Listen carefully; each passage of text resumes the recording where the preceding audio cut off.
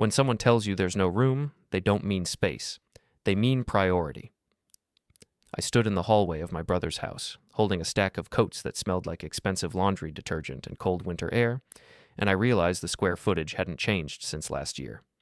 The house was still a 4-bedroom colonial with a finished basement and a vaulted ceiling in the great room.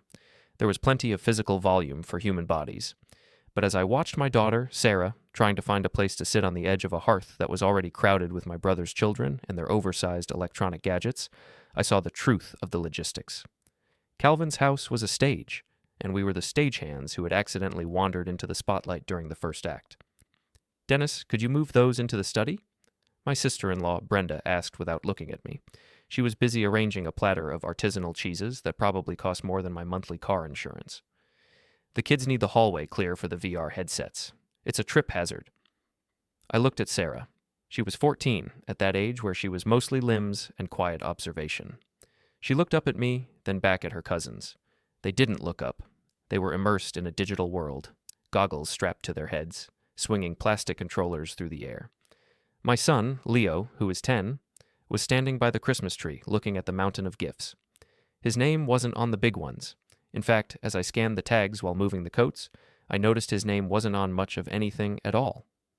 I moved the coats to the study, a room filled with leather-bound books that no one read and a desk made of reclaimed oak. I checked the seating chart in my head. I've managed a regional warehouse for 12 years. I understand throughput. I understand capacity. There were 14 people in the house. There were 12 chairs at the main table. 2 folding chairs had been set up in the kitchen, tucked behind the island where the drafts from the back door would hit whoever sat there. I walked back out and found my wife, Pauline. She was in the kitchen helping Brenda with the salad. She looked happy, or at least she was wearing the face she used when she wanted people to think she was happy. It's a soft, compliant expression that involves a lot of nodding. "Everything okay?" she whispered as I passed. "The seating is short," I said. "Oh, the kids will just graze," she replied, her voice light and dismissive. "It's fine, Dennis. Don't be a bean counter today. It's Christmas." I went to the living room. Calvin was standing by the fireplace, a glass of amber liquid in his hand.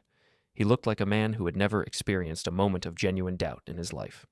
He saw me and flashed a grin that was all teeth and no warmth. "Hey, little brother, grab a drink. The good stuff is on the sideboard. Don't touch the stuff in the blue bottle, though. That's for the toast later." I looked at the sideboard. There was 1 glass left. I didn't take it. Instead, I watched the gifts being opened. This was the scheduled time for the main event. Brenda acted as the master of ceremonies, handing out boxes with the practiced efficiency of a croupier. Calvin's son opened a laptop. His daughter opened a designer handbag. My children sat on the floor, their backs against the wall, watching the paper fly. When Brenda finally reached into the back of the tree, she pulled out 2 small, flat envelopes. "For Leo and Sarah," she said, her voice dropping an octave into a tone of practiced pity. "We thought since you guys are doing that big renovation, you'd prefer something practical." Leo took his envelope. He opened it to find a $20 gift card to a local cinema. Sarah got the same. They both said thank you, because I raised them to be polite, but I saw the way Leo looked at the floor. It wasn't about the money. It was about the fact that Calvin's kids had just finished unwrapping items that required a specialized insurance rider, while my children were given the equivalent of a polite exit fee. I looked at the corner of the room. There were 3 large boxes I had brought in earlier. I had spent 6 months tracking down the specific telescope Leo wanted, the one with the motorized mount. I had found the vintage typewriter Sarah had been asking for since the summer. They were wrapped in high-quality paper, tucked away in the shadows. "We'll do those later," Pauline whispered, touching my arm. "When things quiet down, we don't want to make Brenda feel bad about the disparity." I looked at her, truly looked at her. "Make Brenda feel bad?" "You know how she gets," Pauline said. "She likes to be the one who provides the Christmas magic. If we open those now, it looks like we're trying to one-up them." "It's our money, Pauline. They're our kids. Just wait, Dennis, please, for the sake of the day." I stood there for a moment, the heat from the radiator pressing against the back of my legs. I looked at Calvin, who was now showing off his new smartwatch to our elderly uncle. I looked at the folding chairs in the kitchen, positioned like an afterthought. I looked at my children, who were currently being asked to move again so the VR players could have more swing space. I didn't feel a surge of anger. I felt a sudden, profound clarity.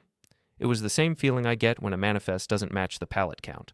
A cold, mathematical realization that the system is broken and cannot be fixed with a quick adjustment. I walked over to the corner. I picked up the telescope box. It was heavy, solid. "What are you doing?" Pauline asked, her voice hushed and frantic. "Loading the car," I said. My voice was calm. It was the voice I used when I had to tell a driver his load was rejected. "Dennis, stop. We haven't even had the toast." "There aren't enough chairs, Pauline, and I don't like the draft in the kitchen." I walked past Calvin. He didn't even notice me the first time. I took the telescope out to the SUV, set it carefully on the folded-down back seat, and came back for the typewriter. On my second trip, Brenda caught my eye. "Moving things around, Dennis?" she asked, a smirk playing on her lips. "Need more room for the VR?" "Just clearing the floor," I said. I signaled to Leo and Sarah. They looked confused, but they saw my face. They knew that look. It was the warehouse manager look. It meant the shift was over. They stood up and moved toward the hallway. "Where are they going?" Calvin finally asked, turning away from his watch. "We're heading out," I said. I picked up our coats from the study. "Before dinner?" "Don't be ridiculous," Calvin laughed. It was a loud, booming sound meant to draw the rest of the family in. "The roast is resting. You can't leave now. Pauline, tell him he's being a Grinch." Pauline stood between us, her hands fluttering like trapped birds. "Dennis, honey, just put the coats back. We can talk about this." "There's nothing to talk about, Cal," I said, looking my brother in the eye. "I did the math. The house is full. There's no room for us at the table, so we're making some space for you. Consider it my gift." "Don't be so dramatic," Brenda snapped, dropping the polite facade. "If you're upset about the gift cards, we can talk about it later. But making a scene in front of the kids is low, even for you." "I'm not making a scene," I said. I started handing the kids their jackets. "A scene requires shouting. Do you hear me shouting? I'm just managing the flow. No, this area is over capacity. We're exiting via the main doors." "Dennis, stay," Pauline pleaded. She looked at Brenda, then at me. She chose the side she thought was winning. She stayed by the kitchen island. I didn't argue. I didn't try to pull her with us. I just looked at my children. "Go to the car, guys. Start the heater." They didn't hesitate. They walked out into the biting December air. I stood in the doorway for a second. The rest of the family was staring now. The house was silent, save for the hum of the refrigerator and the distant sound of a car engine turning over in the driveway. "You're going to regret being this petty, Dennis," Calvin said, his voice dropping the jovial mask. "You're making a fool of yourself. You'll be calling me tomorrow to apologize." "Maybe," I said, "but I don't think so." I closed the door softly. I didn't slam it. Slamming a door is an emotional act, and I wanted this to be purely functional. The drive home was quiet. Leo and Sarah didn't ask questions. They knew their father. They knew that when I got this quiet, it wasn't because I was brooding, it was because I was planning. I was calculating the angles. When we got home, we opened the gifts in our own living room. The telescope was a hit. The typewriter made Sarah smile for the first time all day. I made them some sandwiches, and we watched a movie. Pauline didn't come home. She sent a text saying she was staying to help Brenda clean up, and that she was deeply disappointed in my behavior. I didn't reply. Instead, I sat in my darkened home office at 10 o'clock that night. I pulled up the security footage from my phone, the small hidden camera I had installed in my brother's foyer 3 years ago when I helped him set up his home network. He'd forgotten it was there. I hadn't. I watched the footage of the dinner we missed. I saw the way they laughed after we left. I saw the way Pauline sat in one of the folding chairs, nursing a glass of wine, nodding along as Brenda mocked my little tantrum. I saw Calvin toast to a peaceful house at last. I felt a strange, cold humming in my chest. It wasn't a feeling of hurt. It was the feeling of a machine starting up. I opened my laptop. I have a very organized digital life. I have folders for everything. I found the one labeled Family Logistics. Inside were years of records, the shared property taxes on the cabin we supposedly co-owned but I paid for, the receipts for the group gifts I funded entirely, the emails where Calvin asked me to tweak the numbers on the estate planning for our parents because I was the one who understood the spreadsheets. I took a short video of the unopened gifts in my living room. I panned the camera slowly, showing the contrast between the thoughtful presents and the discarded gift cards on the coffee table. I didn't say a word in the video. I didn't need to. I uploaded it to our private family sharing group. I tagged everyone. My mother, my aunts, the cousins in Chicago, the neighbors who thought Calvin was a saint. I added a 4-word caption. Priority is a choice. I hit post and watched the little loading circle spin. When it finished, I closed the laptop. I knew no one would call me to apologize. They would call to yell. They would call to gaslight. They would call to tell me I was the problem.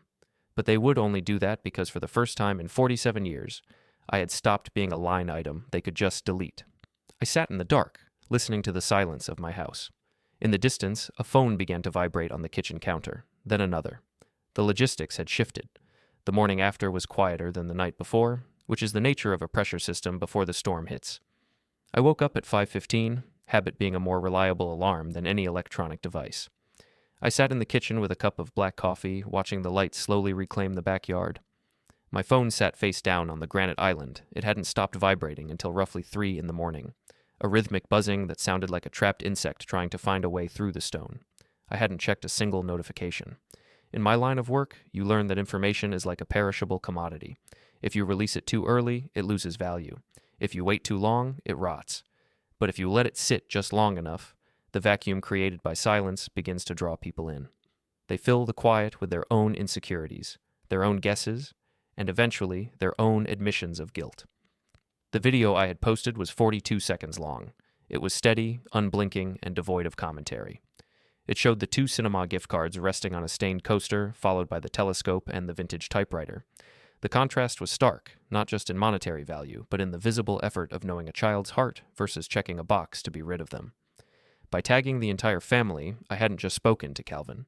I had invited the gallery to witness the ledger. At 6:30, the front door opened. Pauline walked in.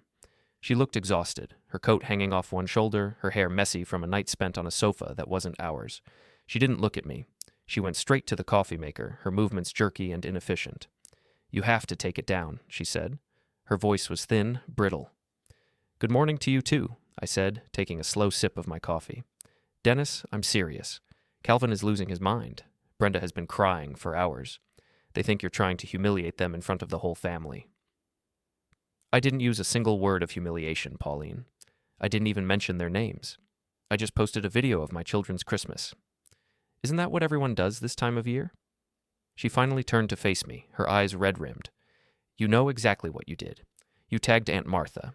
You tagged the cousins in Seattle. Do you know how many messages I've had to answer? People are asking if we're in financial trouble. They're asking why Calvin would be so thoughtless. It makes the whole family look fractured." "The family is fractured," I said calmly. "I just stopped pretending the tape was holding it together. Take it down, please, for me." I looked at her. I wondered when she had decided that Brenda's comfort was more important than our children's dignity. It wasn't a sudden shift, I realized. It was a slow erosion, a series of small concessions she had made over years to stay in the good graces of the family's successful branch. She liked the invitations to the summer house. She liked the reflected glow of Calvin's promotion. She had paid for that glow with our seat at the table. "No," I said. "Dennis, the video stays. If they are embarrassed by the truth of their own actions, that's a problem with their conduct, not my post." She slammed her mug down on the counter. You're being cruel. This isn't like you. You're the stable one. You're the one who lets things go." "That's the mistake everyone made," I said, standing up. "They confuse my patience with a lack of memory. I don't let things go. I archive them, and the archive is full." I went to the garage. I had a warehouse to run. Logistics don't stop for domestic disputes. In fact, the order of the workplace was a relief. At the warehouse, everything has a place. Every pallet is tracked. If a shipment is missing 3 units, there is a protocol, there is an investigation, there is a resolution. There is no room for the sake of the day. As I drove, I finally checked my phone. 36 missed calls, 82 messages. The family group chat was a disaster zone. My sister Sarah had posted a series of confused emojis. My mother had left a rambling voicemail about how we all need to remember the spirit of the season. But the ones that interested me were from Calvin. "Delete it now. Don't be a coward. Pick up the phone. You're blowing this out of proportion. We forgot a few bags in the trunk, that's all." It was an honest mistake. I smiled at that last one. An honest mistake. It's the universal plea of the person who got caught. If they had really forgotten bags in the trunk, they would have called me the moment we left the house. They would have driven over. They wouldn't have waited until a public video made them look like the villains of a Dickens novel. At the warehouse, I sat in my glass-walled office and watched the floor. Forklifts moved with synchronized precision. My lid floor manager, Jim, came in with the morning manifests. He's a man of few words, which is why we get along. "Quiet morning?" he asked, tapping the clipboard. "Relatively," I said. "You look like you're waiting for a delivery that hasn't showed up yet." "I'm waiting for the pivot, Jim." People always pivot when they realize they can't bully their way out of a situation. My phone buzzed on the desk. It was a restricted number. I knew it was Calvin using his office line. I picked it up. "Dennis," he said. The booming, confident tone was gone. He sounded clipped, professional, the way he did when he was talking to a contractor he was about to fire. "Calvin, you're calling early. I'm going to make this very simple. You're hurting Brenda. You're hurting Pauline. If you have a grievance with me, you come to my office like a man and we settle it. You don't use the internet to air dirty laundry. It's beneath you." "I'm not airing laundry, Cal. I'm just documenting the inventory. You're the one who decided the stock was low." "Listen to me," he hissed. "I have a board meeting in an hour. I don't need my mother calling me in tears because you've convinced her I'm some kind of monster. I'll send you a check for whatever you think those kids missed out on. Just tell everyone it was a misunderstanding and take down the post. It's not about the money, and you know it. If it were about the money, I wouldn't have left with the gifts I bought. It's about the fact that you think you can manage me. You think you can allocate me to a folding chair and expect me to be grateful for the view of the sink?" "You've always been jealous," he said, his voice sharpening.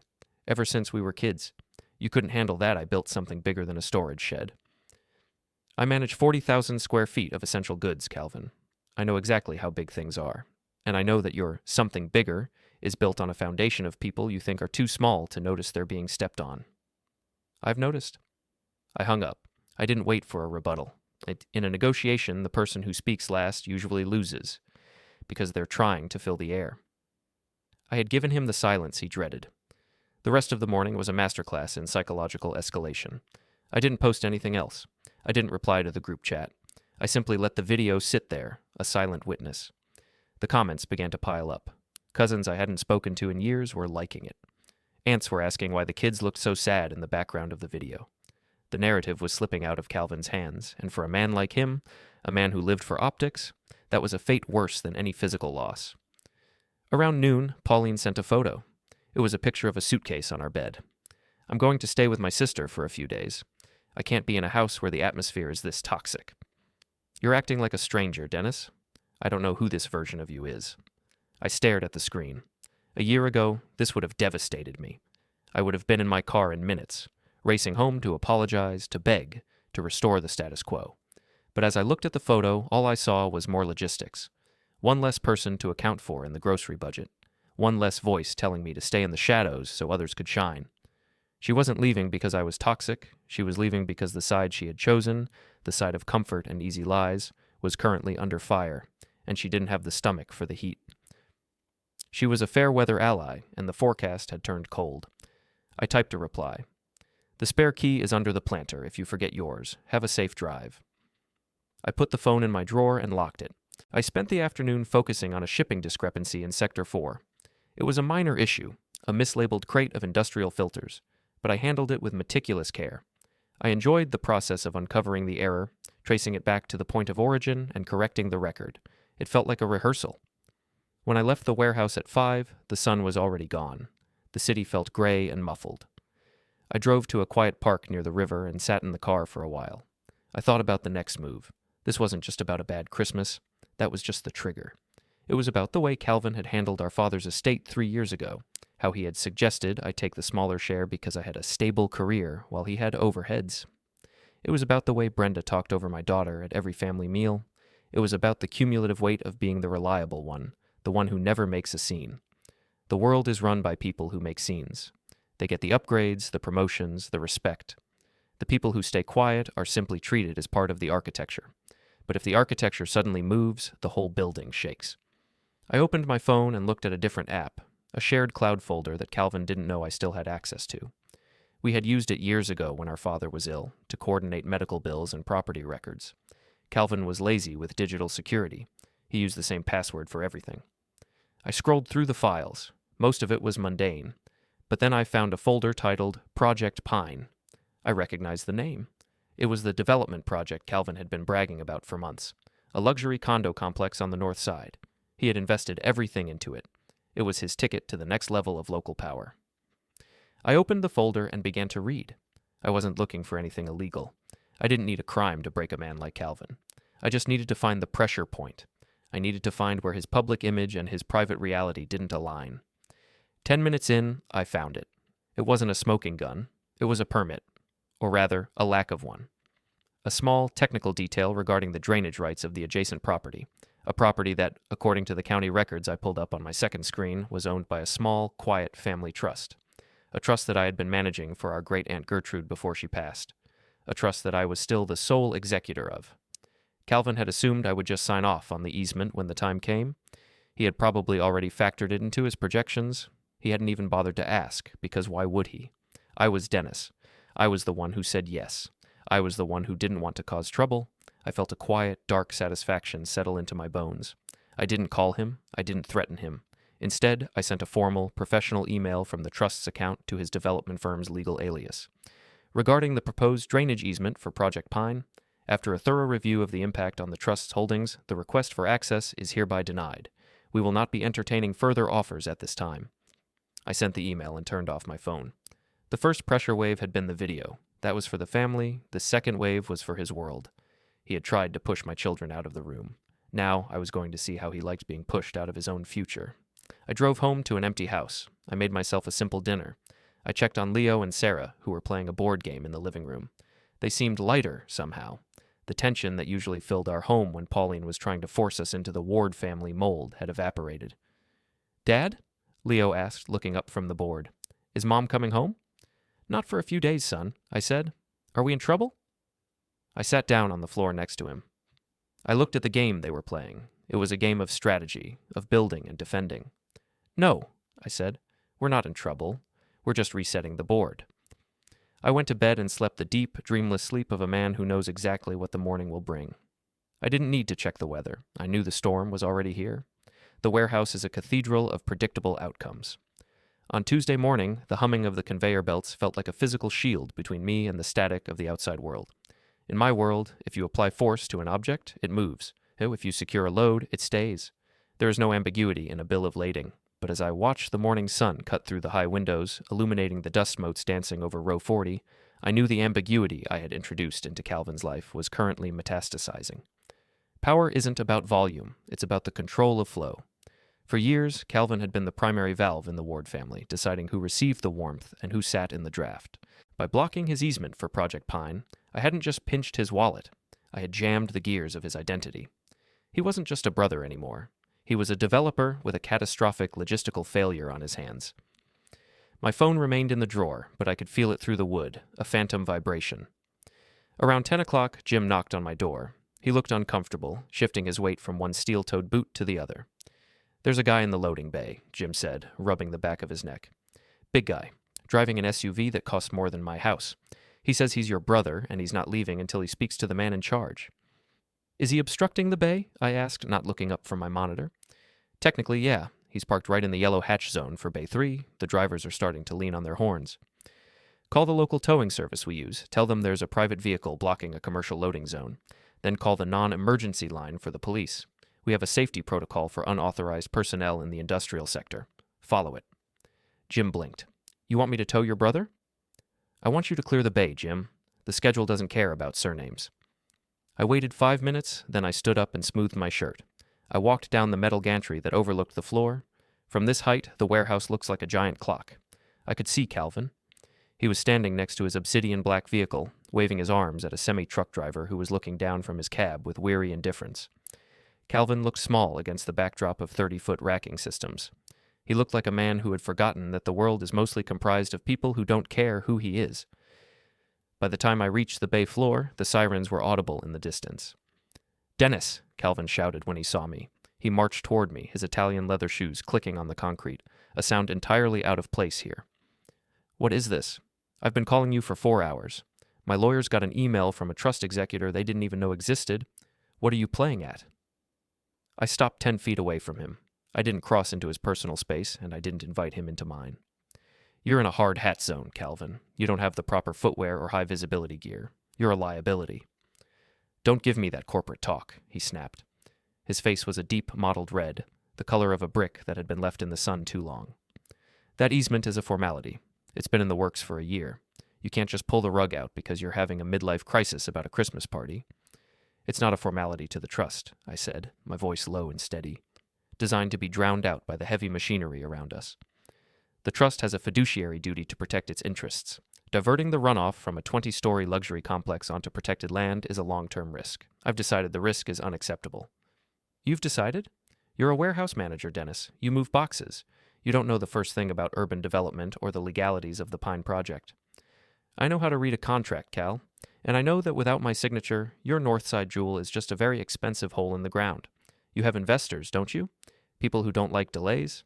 People who might start asking why the lead developer didn't secure his borders before he started pouring concrete. The realization hit him then. It wasn't a sudden shock. It was a slow, agonizing slide. He looked at the trucks, the boxes, the sheer scale of the operation I oversaw every day, and for the first time, he realized that I lived in a world of consequences. You're going to destroy our relationship over this, he whispered, though the whisper was forced out of him by the roar of a departing freighter. The family will never forgive you. Pauline is already telling everyone you've had some kind of breakdown. Relationships require mutual recognition, I said. You stopped recognizing me a long time ago. You started seeing me as part of the furniture. And furniture doesn't have a say in where it's placed. But I'm not a chair, Calvin. And I'm certainly not a folding one. The tow truck arrived, its amber lights flashing against the corrugated metal walls. 2 police officers stepped out of a cruiser behind it. Calvin looked at them, then back at me, his mouth hanging open in disbelief. Sir, is this your vehicle? One of the officers asked, gesturing to the SUV. Calvin didn't answer him. He was staring at me, his eyes searching for the brother he thought he knew, the one who would eventually crumble, the one who would apologize for being an inconvenience. He didn't find him. Dennis, tell them, Calvin urged, his voice cracking. Tell them this is a mistake. It is a mistake, I told the officer. He doesn't have a permit to be on the floor, and he's blocking the flow of commerce. Please remove the vehicle. I turned my back on him. I didn't stay to watch the hook go under his bumper. I didn't stay to hear his protests as the officers escorted him toward the gate. I walked back up to my office, my heart rate steady, my breathing rhythmic. I sat down and finished the Tuesday inventory report. By 2 o'clock, the secondary pressure wave hit. My mother called. I answered this time. Dennis, what is happening? She wailed. Calvin says you're suing him. He says you're trying to ruin his business, and Pauline is here. She's inconsolable. She says you won't even talk to her. I'm not suing anyone, Mom. I'm simply managing a trust. And Pauline chose to leave. I didn't ask her to go. I just didn't ask her to stay on terms that required me to be invisible. But it's Christmas. Or it was. We're supposed to be a unit. A unit works together, I said. In a unit, everyone is accounted for. At the dinner, I saw the manifest. We weren't on it. I'm just balancing the books. You're being so cold. This isn't the son I raised. Maybe it's the son you stopped looking at, I said gently. I'll call you next week, Mom. I have a shipment coming in. I hung up and felt a fleeting moment of heaviness. It wasn't regret. It was the weight of the old skin finally sloughing off. It was uncomfortable, but necessary for the growth underneath. That evening, I did something I hadn't done in years. I went to the local hardware store and bought a heavy-duty bolt cutter. Then, I drove out to the shared storage unit on the edge of town. It was a large, climate-controlled space where our family kept the overflow of our lives. Christmas decorations, old furniture, the archives of a dozen different lives. Calvin had the primary key. He had always insisted on it because he organized it better. The facility was quiet, the fluorescent lights humming overhead. I walked to Unit 412. There was a heavy padlocked bar across the door. I didn't have the key, and I wasn't going to ask for it. I positioned the bolt cutters. It took 2 tries, the metal protesting with a sharp, mechanical snap that echoed down the long hallway. I pulled the lock away and rolled up the door. The unit was packed. But it wasn't organized. It was a chaotic jumble of Calvin's life. His old gym equipment, Brenda's discarded hobby supplies, crates of promotional materials for his various failed ventures. Tucked way in the back, under a layer of plastic sheeting and dust, were the things that belonged to me and my children. My father's old workbench, Sarah's baby crib, the boxes of books I had stored here when we did our floors 3 years ago. Calvin had moved our things to the very back, making them nearly inaccessible, while his surplus occupied the prime real estate by the door. It was a physical representation of the family hierarchy. I didn't move my things out. Not yet. Instead, I began to reorganize the unit. I moved every single one of Calvin's items to the very back. I stacked his crates in a way that was structurally sound, but incredibly difficult to navigate. I placed Brenda's fragile ceramic collections at the very bottom of heavy stacks of gym weights. I created a labyrinth of his own excess. Then I moved my father's workbench to the very front. I polished the wood until it shone under the flickering light. I placed my children's boxes where they could be reached with a single step. Finally, I took out a new lock, a high-security, professional-grade cylinder lock that I had brought from the warehouse. I slid it into place and clicked it shut. I took a photo of the new lock and sent it to the family group chat. Unit 412 has been secured. I've updated the internal logistics to better reflect the ownership of the contents. If anyone needs access to their items in the back, please submit a request in writing. I'll see when I can fit it into the schedule. The response was instantaneous. My phone lit up with a barrage of messages that I didn't read. I didn't need to. I could imagine the frantic typing, the outrage, the sudden realization that the gatekeeper had changed. I drove home and found a car idling in my driveway. It wasn't Calvin's, it was Pauline's sister's car. Pauline was sitting in the passenger seat, her face illuminated by the glow of her phone. She stepped out as I pulled in. "You're insane," she said as I climbed out of the SUV. She wasn't crying anymore. She was angry. "Locking the storage unit, towing Calvin's car? You're acting like a child playing with a chemistry set he doesn't understand." "I understand the chemistry perfectly, Pauline. It's about reactions. You put enough pressure on a stable element, and it changes state. You're losing everyone, Dennis. Do you even care? You're going to end up in this big house all by yourself, with nothing but your spreadsheets and your pride." "I've been in this house by myself for years, Pauline. I was just waiting for the rest of you to notice." She looked at me, and for a second I saw a flicker of something that wasn't anger. It was fear. Not fear of what I would do, but fear of who I had become. She realized she couldn't predict me anymore. The man who always said, "It's fine," was gone, replaced by a man who was meticulously tallying every debt. "Calvin is going to fight you on that easement," she said, her voice trembling. "He says he'll take you to court. He says he'll have you removed as executor."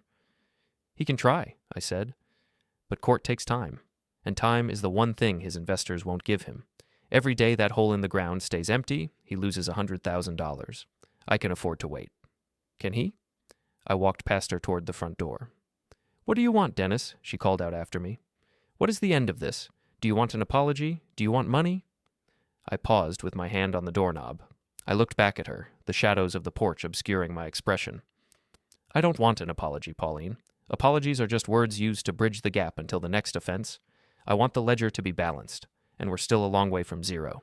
I went inside and locked the door. I went to the kitchen and checked the security feed for the warehouse. Everything was in its place, the flow was consistent, the system was holding, but I knew the midpoint was coming. The moment where the external pressure would force the cracks inside my own walls to show. I looked at the stairs leading up to the empty bedrooms, and for the first time, I wondered what Pauline had been telling the kids while I was at work.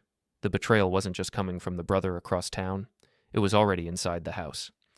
The silence in a house where your children are awake but avoiding you is a heavy, synthetic thing. It doesn't feel like peace. It feels like the pressurized air inside a submarine. I spent Wednesday evening in the kitchen, preparing a meal that no one seemed interested in eating. The familiar sounds of the house, the hum of the dishwasher, the distant thud of a basketball in the driveway, had been replaced by a cautious, tiptoe energy. Pauline had returned from her sister's that afternoon, not because we had reconciled, but because her sister's guest room was, in her words, insufferable.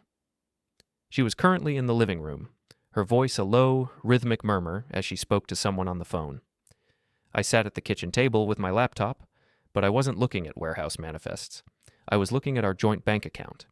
It was a standard ledger of a middle-class life: mortgage, utilities, grocery runs, and a recurring transfer to a savings account that was supposedly for the children's college fund. I tracked the numbers back through the last 6 months. My eyes narrowed as I noticed a series of withdrawals I hadn't authorized. Small amounts, usually $200 or $300 at a time, always on Friday afternoons. They were labeled as miscellaneous household. The door to the living room swung open. Pauline walked in, her phone gripped so tightly her knuckles were white. She looked at me, then at the laptop, and her posture stiffened. "Calvin's investors are calling his house, Dennis. Private citizens standing on his lawn. They heard about the easement denial through the grapevine. You're scaring people." "People are easily scared when their money is tied to a project with a single point of failure," I said, not looking up. "If Calvin told them the project was a sure thing without securing the trust's permission, he lied to them. I'm just the messenger of the truth." "He's family," she hissed, leaning over the island. "Why is that word so meaningless to you all of a sudden?" "It isn't meaningless. It's just being redefined. Family isn't a license to exploit the quietest person in the room. By the way, what are these Friday withdrawals for?" Pauline froze. The color drained from her face, leaving it a sallow, flat gray. She didn't blink. In the logistics world, this is what we call a catastrophic system failure, the moment when the operator realizes the error is logged and cannot be deleted. I needed things for the house, she said, her voice wavering. $2,000 in household things over 6 months? I manage a 50,000 square foot facility, Pauline. I know what things cost. I know the inventory of this house. We haven't added $2,000 of value to this property since the summer. I turned the screen toward her. She didn't look at it. She looked at the wall behind me. Brenda needed help, she whispered. After Calvin's last venture hit that snag with the zoning board, they were short. Just for a few months. I was paying them back out of the grocery budget. I was going to put it all back before you noticed. I felt a strange, hollow sensation in my chest. It wasn't the sharp sting of a fresh wound.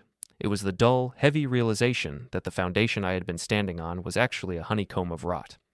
My wife had been subsidizing the very people who had pushed our children to the kitchen floor. She had been taking money from our children's future to polish the chrome on Calvin's life. You gave them our money, I said. It wasn't a question. They're family, Dennis. They would do the same for us. Would they? Did they offer us a seat at the table when they thought we were beneath them? Did they offer to help with Sarah's braces last year when we were tight? No. They took your money and then treated our kids like an inconvenience they had to tolerate for the sake of the holidays. It's just money, she said, her voice rising in a desperate attempt to regain the moral high ground. You're acting like I committed a crime. I was being generous. I was being a good sister-in-law. You were being a source of revenue, I corrected her, and the revenue stream is officially closed. Thus, I picked up my phone and made a 3-minute call to the bank. I moved the remaining balance of our joint account into a sole access account. I canceled the overdraft protection. I revoked her access to the credit line. I did it with the same clinical efficiency I used to offload a defective shipment. When I hung up, Pauline was staring at me as if I had suddenly grown an extra head. You can't do that, she gasped. How am I supposed to buy food? How am I supposed to live? There's $300 left in the account. That should cover the groceries for the week. If you want more, you can ask Calvin for a refund. I hear he's very good with investments. She began to cry, not the quiet, reflective crying of someone who is sorry, but the loud, performative wailing of someone who has lost their leverage. I didn't move to comfort her. I didn't even feel the urge to. I felt like an observer watching a predictable chemical reaction. Leo and Sarah appeared in the doorway, their faces pale and uncertain. They had heard everything. The submarine air had finally leaked, and the pressure was equalizing in the worst way possible. Dad? Sarah asked, her voice trembling. Is Mom okay? She's having a disagreement with the budget, Sarah, I said, keeping my voice level. Go back upstairs. I'll be up in a minute to say goodnight. They hesitated, looking at their mother, who was now slumped over the counter, then back at me. They chose to retreat. I watched them go, and a new layer of resolve hardened inside me. This wasn't just about a dinner anymore. This was about the fact that the exclusion wasn't an external force. It had been invited into our home. The next morning, I didn't go to the warehouse. I had taken a personal day, my first in 4 years. I spent the morning at the county records office, and then I went to the local library to use their microfilm archives.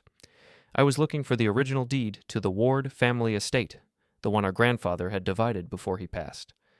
Calvin had always told the story of how he had earned the larger portion of the inheritance by managing the family's legal affairs during the transition. I had believed him because I was 22 and focused on my first job, and Calvin was 24 and possessed a level of confidence that felt like authority. As I sat in the quiet, climate-controlled room of the library, the truth began to emerge from the scanned documents. Our grandfather hadn't divided the land by value.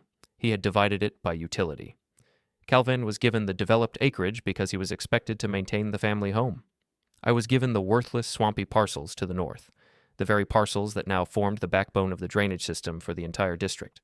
But there was a clause, a tiny handwritten codicil at the bottom of the 1998 filing.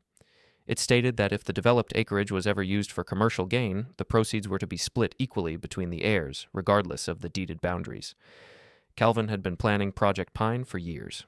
He had reframed the development as a private residential improvement, in all his talk at family gatherings to avoid triggering the clause.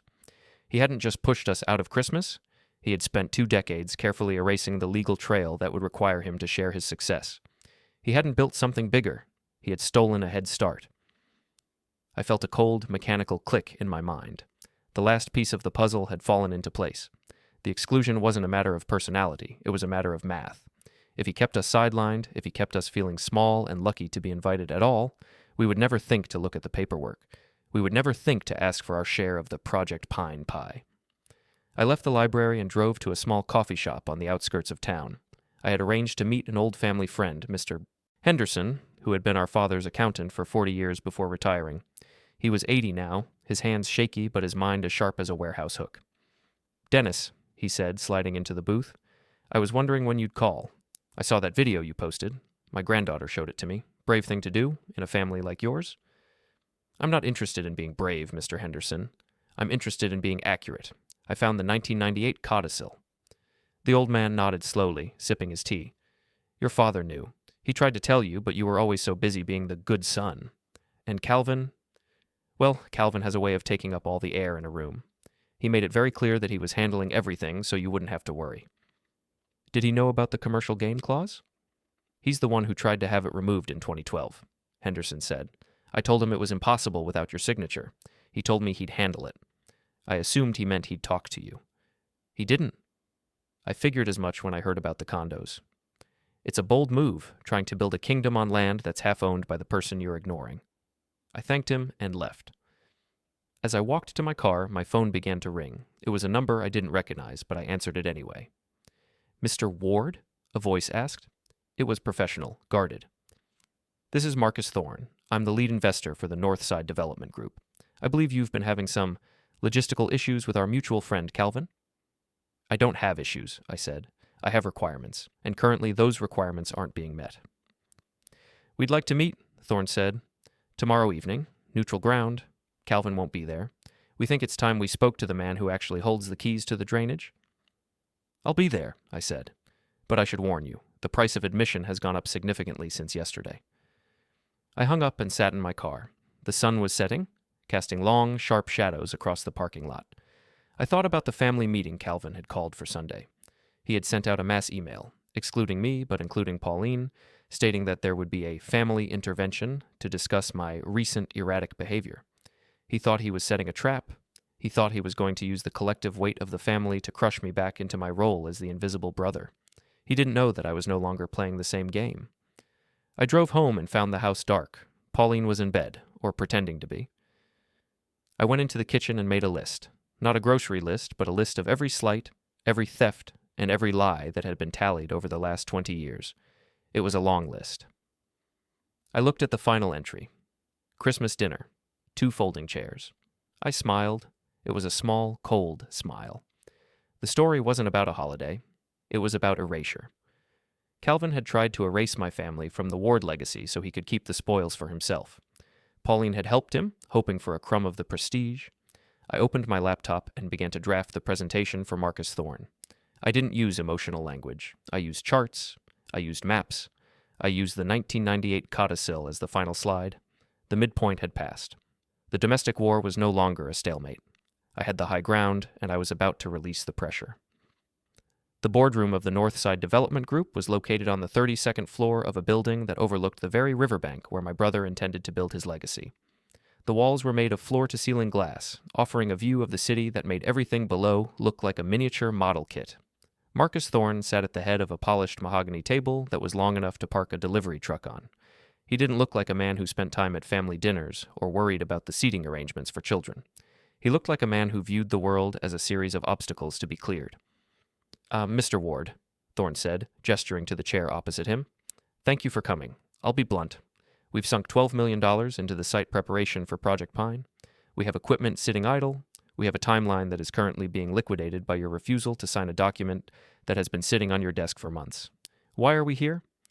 I opened my briefcase and took out a single folder. I didn't give him the charts yet. I gave him the 1998 codicil. "We're here because the man you've been negotiating with doesn't actually have the authority to grant you what you need. Calvin Ward owns the surface of that land, but the commercial rights are a shared asset. And as the executor of the family trust, I am the one who manages the subsurface rights and the environmental easements." Thorne took the document, his eyes scanning the text with the speed of a high-end processor. He didn't flinch. He just looked up at me. Calvin assured us this was a formality. He said his brother was agreeable. "I was agreeable for 20 years, I said. But being agreeable is not a legal status. It's a personality trait that has reached its expiration. My brother has been operating under the assumption that I would continue to subsidize his ambition with my silence. He was wrong. "What is your price, Mr. Ward?" Thorne asked. "We can cut a check for the easement tonight. We can bypass the family drama entirely." "I'm not here for a check," I said, and for the first time I saw a flicker of genuine confusion in Thorne's eyes. Men like him understand greed, but they struggle with principles.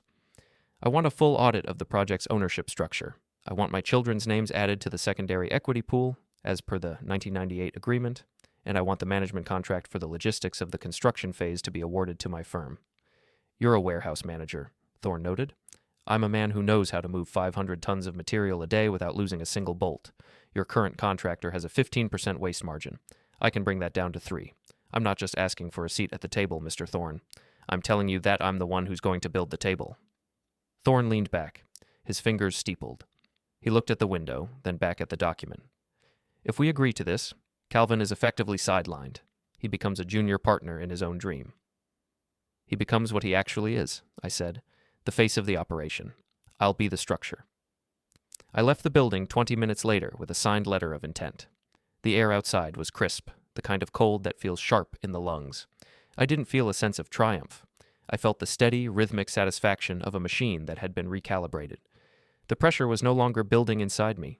It was being directed outward toward the source of the blockage. I drove toward the suburbs. I didn't go home. I went to Calvin's house. The Colonial looked different in the dark. The Christmas lights were still up, thousands of little white bulbs blinking in a synchronized pattern that must have cost a fortune to program. It was a display of dominance, a way of telling the neighborhood that the Wards were the primary family on the block. I pulled into the driveway, my SUV looking rugged and utilitarian next to the fleet of luxury vehicles parked there. I stepped out and walked to the front door. I didn't knock. I used the key I still had from the summer when I had watched their dog. I walked into the foyer, and the smell of expensive candles and roasted meat hit me. They were having another dinner. Of course they were. The inner circle was gathered to discuss the Dennis problem. I walked into the great room. The conversation stopped as if someone had pulled a master switch. Calvin was standing by the fireplace, a glass in his hand. Brenda was on the sofa, a tablet in her lap. Pauline was there too, sitting in a wingback chair, looking like she wanted to disappear into the upholstery. "Dennis," Calvin said, his voice dropping an octave, "what are you doing here? This is a private family discussion." "I'm part of the family, Cal. You told me that yourself on Christmas. Don't be a stranger, you said. So I'm not being a stranger." I walked to the center of the room. I didn't take off my coat. I wanted to remain the outsider, the cold front that had just moved in. "We were just talking about your recent behavior," Brenda said, her voice sharp and clinical. "We think you're under a lot of stress. We were discussing a facility, a place where you could get some rest and talk to a professional. Pauline agrees." I looked at Pauline. She looked at her lap. She had been bought and paid for with the promise of a quiet life. She was a secondary character in her own marriage, and she had accepted the role. "I'm not under stress, Brenda. I'm under a realization.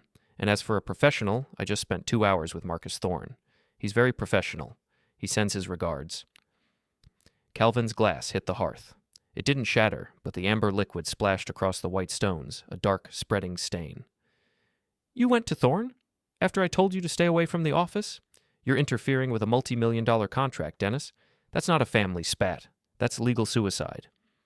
"No, Cal. Suicide is lying to your investors about your equity. Suicide is assuming the brother you've been stepping on for 2 decades doesn't know how to read a deed. Project Pine is changing hands. Well, not hands. It's changing management." Calvin moved toward me. He was taller than me, broader, and he had spent his life assuming that physical presence equaled authority. He grabbed the lapel of my coat, his face inches from mine. I could smell the expensive scotch on his breath. "You think you're smart," he hissed. "You think you can take what I built? I'll have you tied up in court until you're 80. I'll make sure you never see a dime of that trust. I'll tell the kids you've lost your mind." I didn't flinch. I didn't even raise my hands to move his. I just looked at him with the same flat, unblinking gaze I used for a driver who was trying to forge a signature. "You're already in court, Cal. You just don't know it yet. Thorne's lawyers are filing the injunction tonight. They're freezing the development accounts until the ownership is clarified. Your investors are going to find out that you tried to sell them a property you didn't fully own. How do you think that's going to play out for your reputation?" Calvin's grip tightened. He shook me, a sudden, violent burst of frustration. "I'll break you, Dennis. I'll take everything." "You already took everything," I said, my voice cutting through his rage like a cold blade. You took my seat at the table. You took my wife's loyalty. You took my children's pride in their name. There's nothing left to take but the land, and I'm the one standing on it." He swung. It wasn't a professional punch. It was a desperate, wide-arced blow, fueled by panic. I moved my head just enough that it caught me on the shoulder instead of the jaw. The force sent me back a step, but I didn't fall. The room erupted. Brenda was screaming. Pauline was standing up, her hands over her mouth. Calvin was breathing hard, his face a mask of primal terror. He realized he had just crossed a line he couldn't uncross. In this house, in this polished, perfect world, physical confrontation was the ultimate failure of logistics. I straightened my coat. I didn't hit him back. I didn't need to. The damage was already internal. "That's the first honest thing you've done in years, Cal," I said. "You finally acted the way you've been feeling. You're a bully who's run out of people to push." I looked at Pauline. "Are you coming home?" I can't," she whispered. "Look at what you're doing, Dennis. You're destroying everything." "I'm not destroying anything. I'm just removing the camouflage. If you want to stay in the wreckage, that's your choice. But the kids are with me. We're moving the rest of our things out of the storage unit tomorrow. Don't bother coming for your key. I've already changed the lock." I walked out of the house.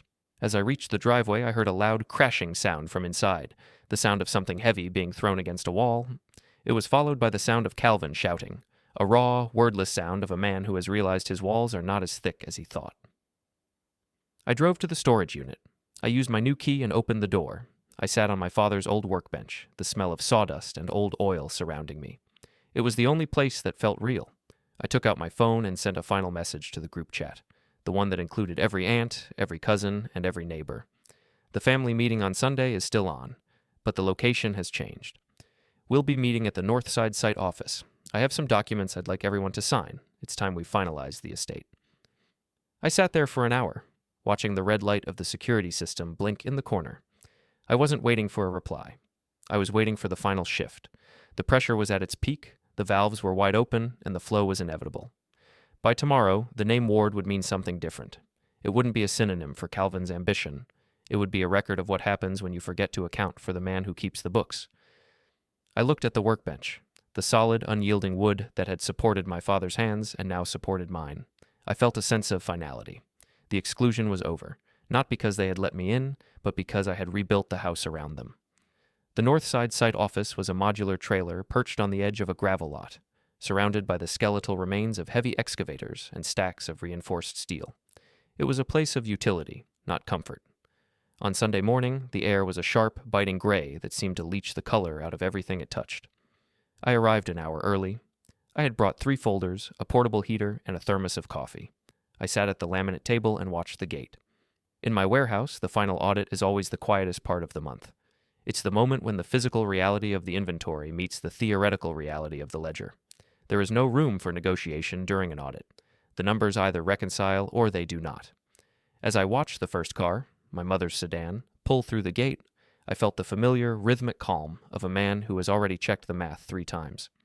They arrived in a fragmented convoy, my mother, looking frail and bewildered, the cousins from the city, who looked like they were attending a funeral they hadn't been invited to, and finally, Calvin's SUV. He didn't park in the designated visitor spot. He pulled right up to the trailer steps, a final futile gesture of territoriality. When the door opened, the small space filled quickly. The smell of cold wool and damp pavement crowded out the scent of my coffee. Calvin entered last. He had a bandage on his hand from where he had struck the wall, and his eyes were hollow, rimmed with the sallow exhaustion of someone who had spent 3 days staring at a collapsing ceiling. Brenda was a step behind him, her face a rigid mask of defensive porcelain. Pauline was not there. She had sent a text an hour earlier saying she couldn't face the unpleasantness. I hadn't replied. "We're here, Dennis," my mother said, her voice trembling as she sat on a folding chair. "Now please tell us what this is about. Calvin says you're trying to take his house. He says you've gone into business with people who want to ruin us." I stood up. I didn't use the head of the table. I stood by the window where the view of the empty construction pit served as the backdrop. I'm not taking anything that wasn't already mine, and I'm not ruining the family. I'm just settling the accounts. For 20 years, the Ward family has operated on a system of shadow equity. Calvin took the lion's share because we all agreed he was the one who could grow it. We accepted the folding chairs because we thought he was building a bigger table for all of us. But the table was only ever for him? "You're a liar," Calvin said, but the volume was gone from his voice. It was a flat, desperate rasp. I built Project Pine from nothing. I put my name on the line. I took the risks. You took the risks with my collateral, Cal. You used the family trust to secure loans you didn't disclose. You ignored a legal codicil that required you to share the commercial proceeds of this land. And you did it all while making sure my children felt like charity cases at your dinner table. I opened the first folder and slid a document across the table. It was the new ownership agreement, drafted by Marcus Thorne's legal team and verified by the trust's third-party auditor. This is the restructuring, I said. Project Pine is no longer a solo venture. The trust is now the majority shareholder. Calvin, you remain a minority partner with a 10% stake, provided you sign the management handover today. If you don't, Thorne pulls the funding, the bank forecloses on the development loan, and you lose the colonial house, the cars, and the reputation you've spent your life polishing. The audit would be public, the fraud would be documented. Brenda grabbed the paper, her eyes darting across the lines. 10%? That's nothing. We can't live on that. We have tuition, we have memberships. You have exactly what you earned, I said, and you have the opportunity to keep your home. That's more than you offered my kids when you gave them $20 gift cards while sitting on a fortune that belonged to their father. The room was silent. My aunts and cousins looked from me to Calvin. They saw the truth in the way he wouldn't meet their eyes. They saw the way his shoulders had curled inward, the posture of a man who had been stripped of his armor. The family hierarchy, which had been as solid as granite for decades, was dissolving into the cheap flooring of the trailer. "What about the rest?" my mother asked. "The rest of the money?" "The remaining 60% of the trust's share is being placed in an educational and housing fund for the next generation," I said. "It will be managed by an independent firm. No one can touch it for personal luxury. Not me, not Calvin. It's for the children, all of them, equally, including the ones who were told there was no room for them." I saw the shift in the room. The cousins, who had been wary of me, were now looking at the document with a new kind of intensity. They realized that I wasn't the villain of the story. I was the one who was finally distributing the inventory. Calvin looked at the pen on the table. He looked at me, and I saw the pure, unadulterated hatred in his eyes. It was a beautiful, honest thing.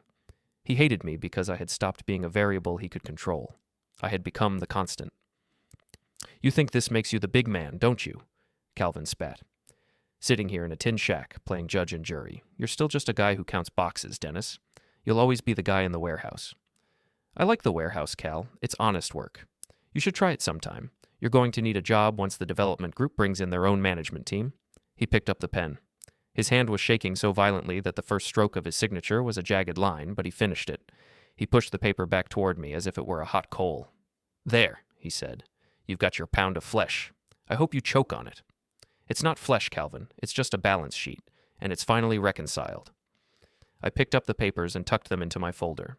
I didn't wait for the family to offer their thanks, and I didn't stay to hear their excuses for why they had stayed silent for so long.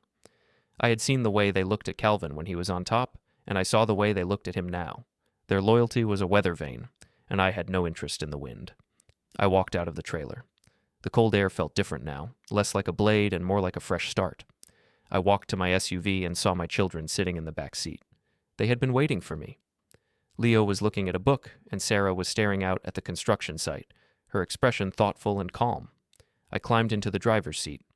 I sat there for a moment, my hands on the steering wheel. I looked at the side mirror and saw Calvin exit the trailer.